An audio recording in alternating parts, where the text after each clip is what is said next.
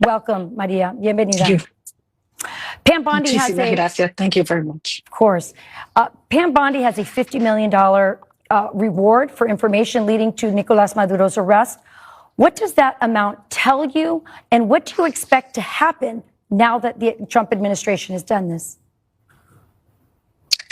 Well, first of all, we Venezuelans are deeply grateful to President Trump for his unwavering support to freedom and justice and his decisive actions to dismantle this criminal terrorist enterprise. This is a major step because certainly Maduro has not only destroyed the lives of millions of Venezuelans, is grossly destabilizing the region and represents a real threat to the national security and to the lives of the American people.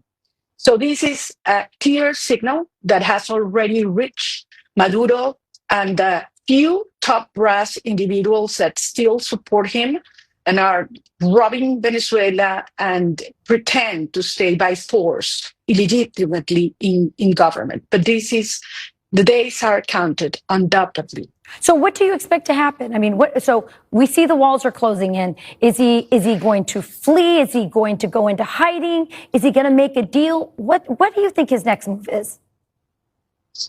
Well, clearly pressure is growing within the country because Venezuelan people, we are organizing and we are determined to liberate our country, but also because with the full pressure of law enforcement, as Secretary Rubio has said, Maduro and his torch are seeing that their options are closing. So at the end, those that still support Maduro will have to make a decision, and they have a very short time to make it. Either they fall with Maduro or they step and facilitate and cooperate with a transition and an orderly transition that will turn Venezuela from the criminal hub of the Americas into the energy hub of the Americas, the strongest ally of the United States in trading and in security that the United States will have in the region. So, Maria, for those Americans who say, well, you know, I like that Donald Trump's taking on Nicolas Maduro, but this kind of smells like regime change. We don't like these foreign interventions anymore.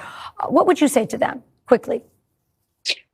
This has nothing to do with regime change for two reasons. First, because the change of the regime was already mandated in a presidential election that we won by the landslide. And secondly, because this is about dismantling a criminal terrorist enterprise that has taken the power of Venezuela by force. So it is in the best interest of the United States and the Venezuelan people to have this transition. We are ready to take power, the legitimate government elected.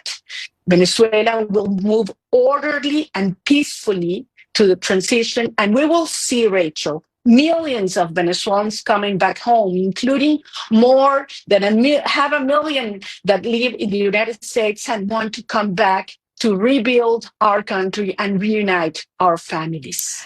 You know, Maria, right here, right now in New York City, there is a leading candidate for mayor. He is a socialist, and he's looks like he's going to win. I know there's a lot of Venezuelans that are looking back at how they voted years ago with a lot of regret. What would you say to New York City residents right now who are getting ready to vote? What's your advice? You know, you have no idea how many people come to me in Venezuela telling me how much they regret the lies and the threats that they pay attention once Chavez was initially campaigning. And now they regret, because once you have communism and dictatorship in power, it's very hard to get them out of power. So this is a lesson that we've learned the hard way. And that's why Venezuela will turn into a free, prosperous, and open market that is going to be a great ally to the United States.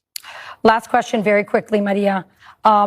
Pam Bondi showed me the pictures of the assets that they seized, these private planes, these mansions all over Florida, in Dominican Republic. I mean, I couldn't believe what I was looking at. What are the conditions in Venezuela? How would Venezuelans feel knowing that the oil money is being laundered in this way? Venezuelan people are starving. Our kids go only twice a week to school. Our teachers earn $1 a day. That's the reality of Venezuela. And then you see these hundreds of thousands of millions of dollars that have been robbed.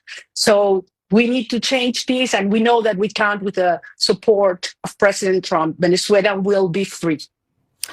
Maria Corina Machado, the bravest woman in Latin America. Thank you for joining us. Thank you.